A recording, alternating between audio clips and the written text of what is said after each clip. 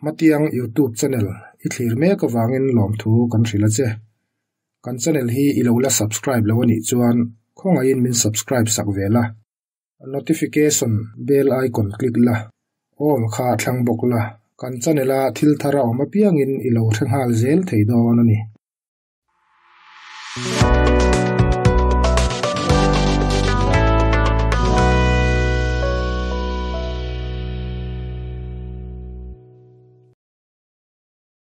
somni parian na Trudy chu boipui tak ani mayangim tin morton chuan angai to a boizui wakna tur ani lo ram be sein renton khwa a chen na avakalin avahruai kha ani a ani lain mortona karman tawzet Aston Martina an chuang dun lai mi ten an mu chu in lak ngem vel nan nuam alo ti ve tum rang boxi mishing tamna laya chofa hun ngei maya mi te mu mai hau lo tura lir thei man to tuna an chen na in shalna man tur zat aya to zok kar changkanga a han chuang tur chu arwa mandan ani reng ani reilo ten huwa Aston Martin chu aron tleng zal zala kongsir jim laya chuan aron in hunga an bul maya chuan hun zol zaw zo an pia loka kam Brian mual engemaw zat moi farhan maya alan theina chu omreng ma se mi te mu nge tura Trudy idu thanna mun ani tlatalom le morton chuan avakal chan an thupui khel tura chuan alu pui nga la hospital emo police lam atang emo tal an ron phone to chem morton a zo na chuan aril ru zong zong alu khat ngal veka ai engwangin phone call dong tur kan yem ni thilni phung ve reng tura kalongai mayasin bolina ka chung tuiluma ka inchia chung khan ka phone ka tilum daya kalawla tinung le lawani hi khatia pe hel kwal vel lo khan heng thil te hi eng thil chiange ani min han thil lati nia morton chuan a chang hal mai lo alo phel ro to thin Trudy pian jei fashan mai a mu mek chuan a chele thasiat na zong zong a thunun ni mai hian a ria a ani in alo endan atang ero chuan ngoi pui reng lova chak chuang hal vek angai ti ero a hathiam ve reng I pasalin bialnu aneya an han ngoi dun le ri a Trudy chu reilo te chung chau zalo zetin aron nui chuak phonga morton chuan mak ati kher mai chu moin hai taka tu emo amut pui thu I soina ani nge yang mo Trudy a tre chiam lo awang le akar chuata ake aper tlat tlat awang chuan soichun zom zel chi ani ti morton chuan a hrethiama niang chu in khome chaji nga pakhatania ka han ring chin te ang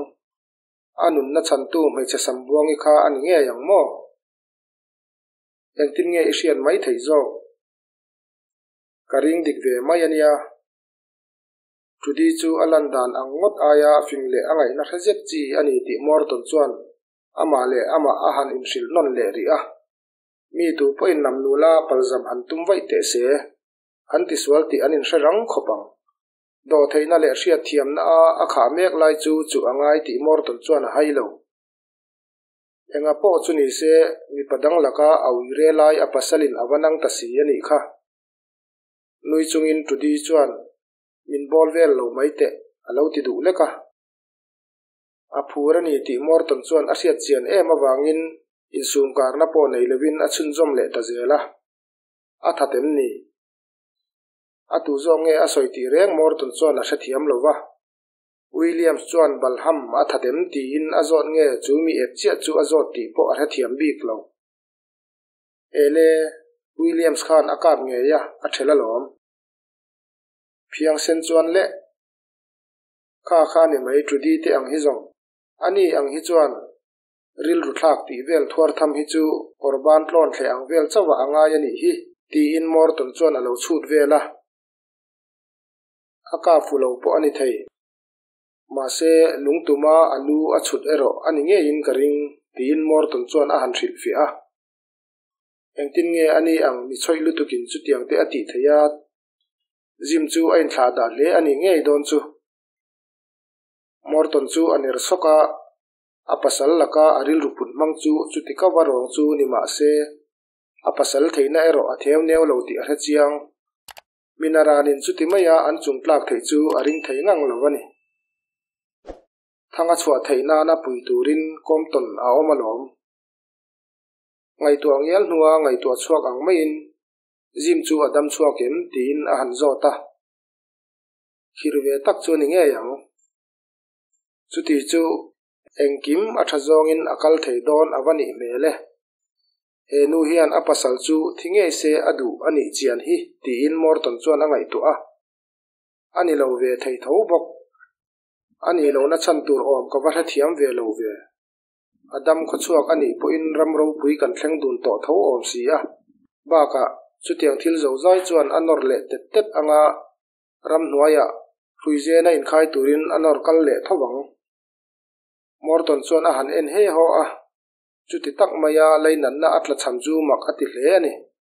balham ne na anin kar chu chuti te chiam ani lo na a in mu sakhi na ero an nei hau lo thung avuina hun sera po mit tui ozong a fartir hau lowang ma se ani hi chu anu pui ani miawa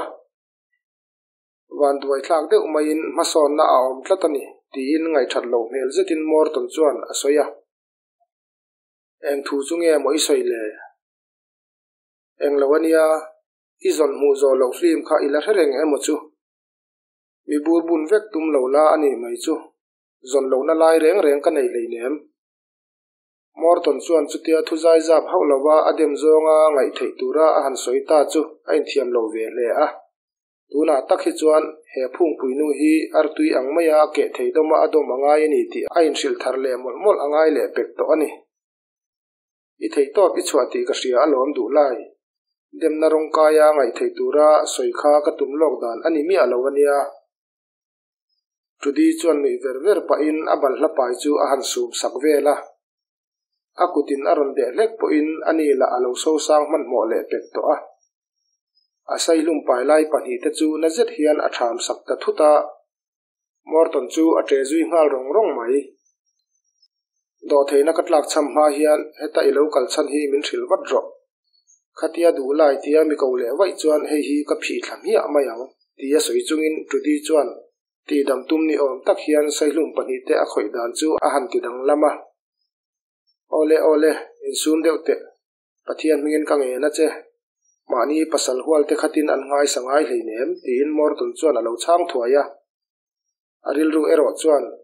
e ching pirnu zet hi chu engwang ma in nupuya ka nei hlek lowange tin angai to dai thunga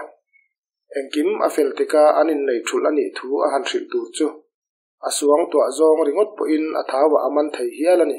ma se he leilon hi chu azo chuange angai don si tunari hi chuan an boruak ton mila a khosak alangai ri si ani balham chuan abial nu wa pa hne na film chu awakenga ani la in asuak le alem mai ani ti alo fin fia sak le ta hala khayo tudi chu anwal roi tak taka ma se morton te chung kotle reu le lungman tam te chu chuti maya chan angai ngam bok si lowa lem chan chun zom angai ti a hai hau lo engtin nge ati chuanang morton chuan chutiang te chu engtia ti zui zel chi nge ani ti te chu thil chiang sa ani a hai lo ma se rem hretaka engkim antana man tangkai tum tlat zel a hun ani ti po a hai hek lo aming hiaw na ti re atum nge yang tudi ngoi wangwang chu morton chuan alo mit mei khiawa aril ru po a thei hialin ain ria reilo te hnuwa aro ni zui mai tur chung chang angai to a acha thleng adai bo thei ti po a chu thleng phawek ti a hai lo a to pa aron tong chuak ve ta nge a entia ti nge itum entin nge ka ti ang iti na em ni e entin chuan nge mokan han ti don le ti in tudi chuan a han zon non le thera he in khelna hian chaklo zo ka atang thei ti ein ria a chu thlentir lo ram atum het burani kapa in police jinga mithil ti thei tak tak hriat anei nuala lom chuan tin tudi chuan engkim adu dan ang taka a thlen hun tur ngak lel ril ru tak chungin a han zor le a keti anti hian a pasal chu avit ani mela tudi chu makti na han meng phar on ona ma se engma soi lewin morton chu mui pui phu chan a chantir ta zo ka engti zong po in tuna tak hi chuan atan ko la eng lo ve ri khop ania mani in ven wanga che ani ti alan tir theilo phei chuan tual tha tuma pu na thu buai aur ngei na rin oma chu chu ator thei bak ani ngei don ka thu don na chuan a thlan tur alai mek ni in min hrilasin chu thil chu kan tan eng tin nge atangkai ang tin trudi chuan azota aru langa soi mai lova a han pe hel kwal vela wang chuan a horil ru le ithin lungti nat sak che hi ka du lo viau na a ma se mo trudi balham hian keti hi angai na takzet ni na lang thudik hailan na po ni ro sek sek trudi thenga thonga athok ve haulo chu wang chuan min mei reng tu po in a mel manga tangin engma hriat thei anei lo isoi tuma chuan lut vat lati nia ole angai sakin angai to hle ti po chiang renga chutiang chu ania wangin ama awangin keti na tuar hle ti hi balham chuan mu le hriat adu nge yang achan chu amangai chuan tan ina dam chung hun amangal to mai thei si a trudi chuan soizel ro alo ti bowa aning liao to nu thai bowa ti re tuma a bei lo thei don phot chuan achong moi thu boi or tur chu maktak maya ti re le nuai bo ani tur thu sila aril rumin kan tum tur ani yang chutiang te chu in pa fa in ti puitling thei don em ni thil har sa ani leinem chutia nu engwanga mi hril kher nge ini thutluk na dik siam tura balhama kan minangai si lom azo na chana tur helok ni maya moi ani na a trudi chuan azot lui ta thowa engtia ti ngei tum tu ema puar aktur kan mamo don ani tin mor ton chuan a changa chutia ama chop a han chop chho lai te chuan anui vurvura tlin taka chutiang na thok thei tur chuan anu pui ngai la zet le rin om tak a ya tha anom thei don em ni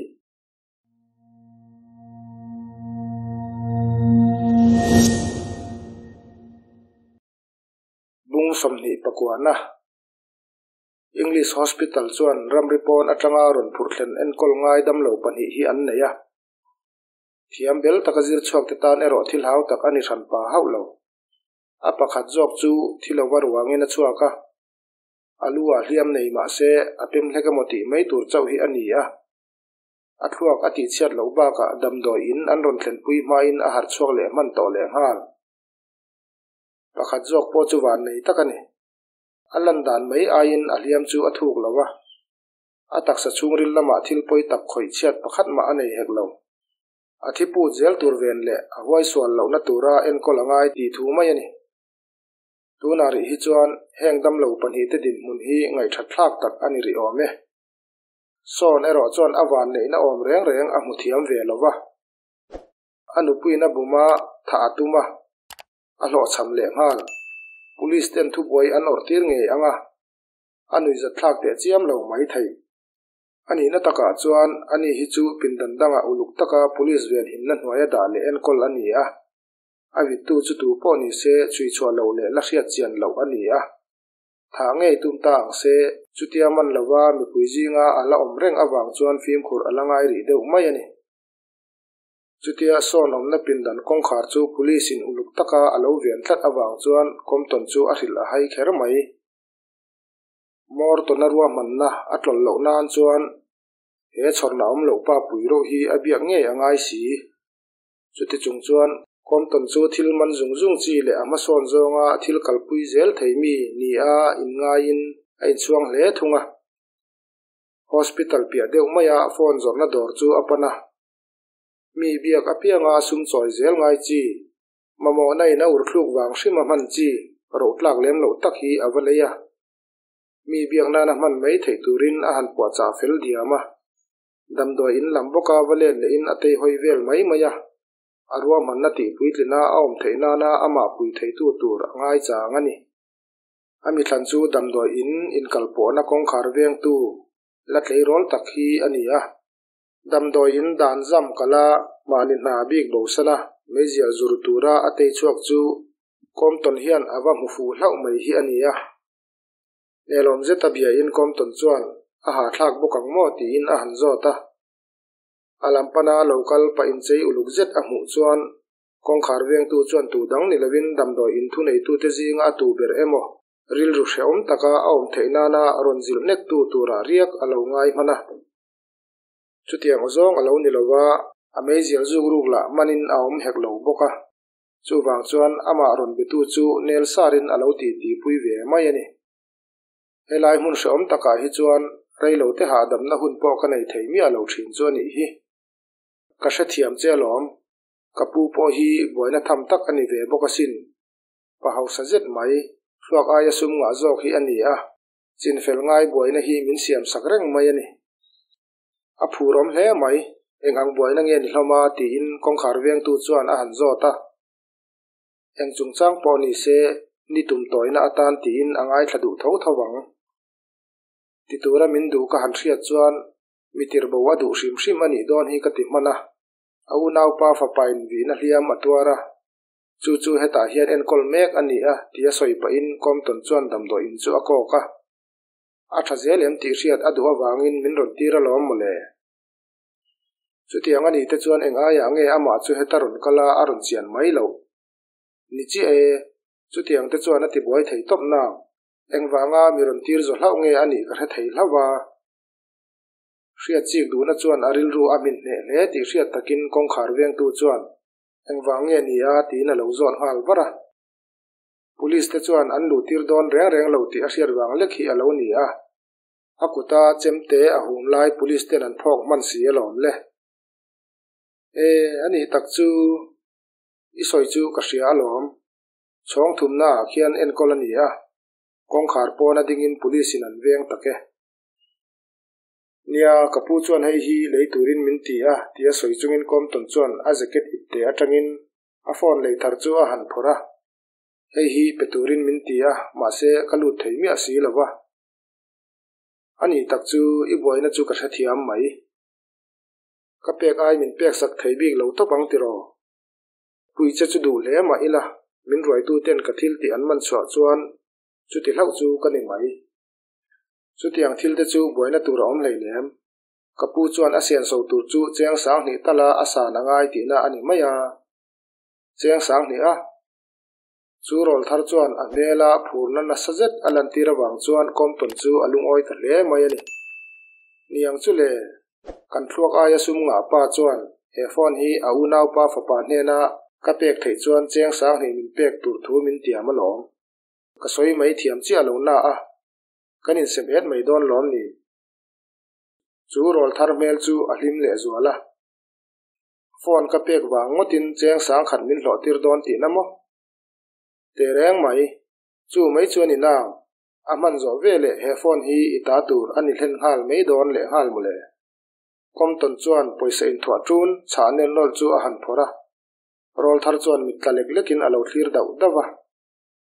lo thanem tak nei turin mani le mani in roi chok chil ngal ti na junia tlangwal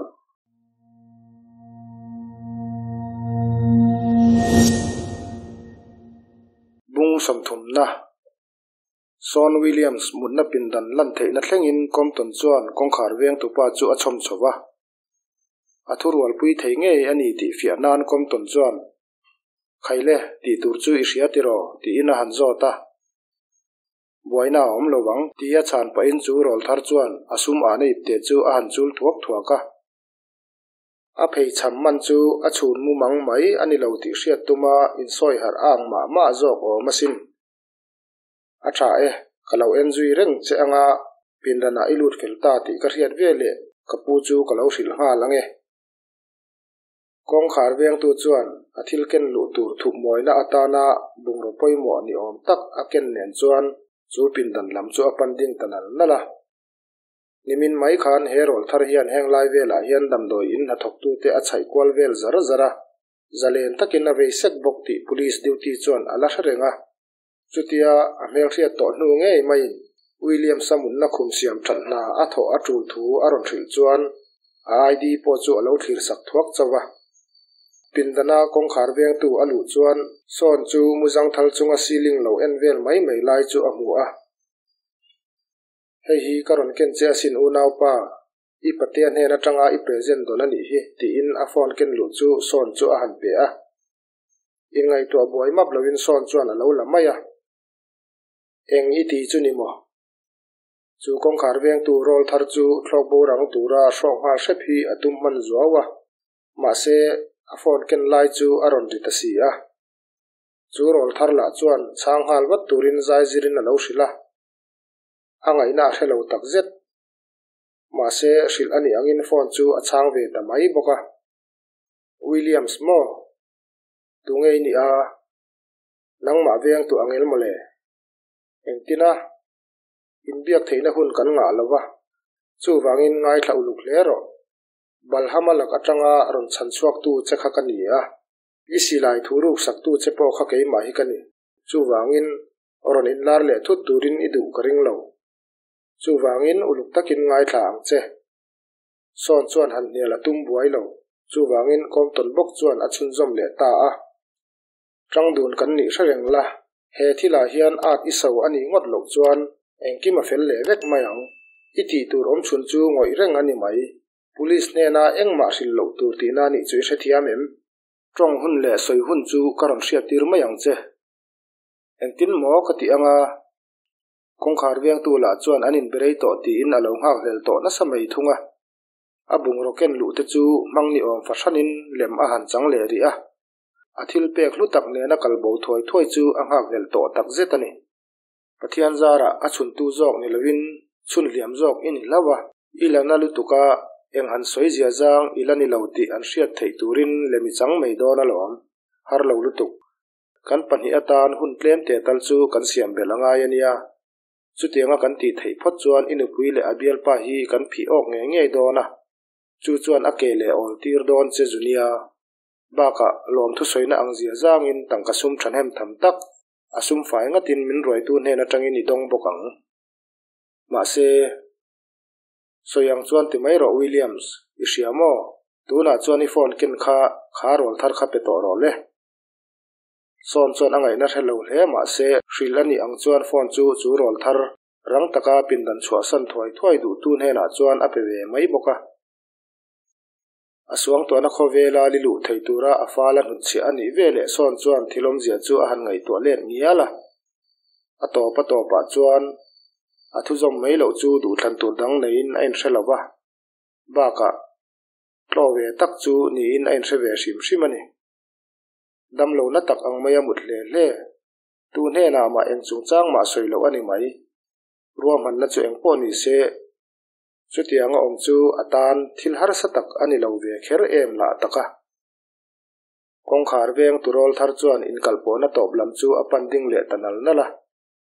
kum khat chunga asum khol theiza tur ai tam dei mit khap kar lawa hlo tir tu ne na lo thu soi batlatin ain ria ani ma se chu pa chu alo om to hausi lo